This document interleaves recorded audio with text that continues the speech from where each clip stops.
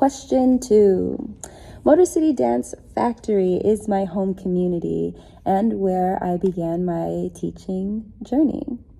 MCDF was a sister studio to my studio that I trained in growing up, or when I was in high school, another Black-owned studio in Metro Detroit, whose owners were friends, and that I returned to teach at when I came back home from undergrad.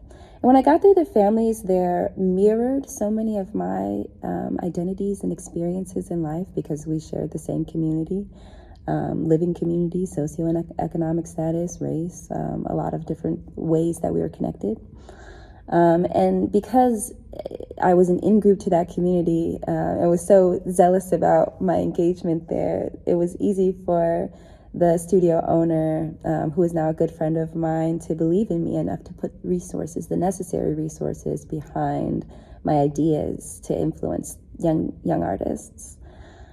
They gave me access to resources to explore myself and to share that with my community.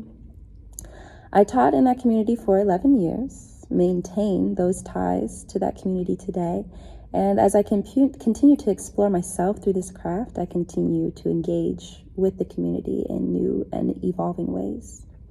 Today, I'm preparing to go into my 4th year here at Northfield Mount Hermon School, where I live and work in community with my students who are away from their home communities and with my colleagues. Because my own self-exploration fuels my work, it permeates all of my many touch points in the community and informs my engagement on a day-to-day. How I address power. I address power by defining it,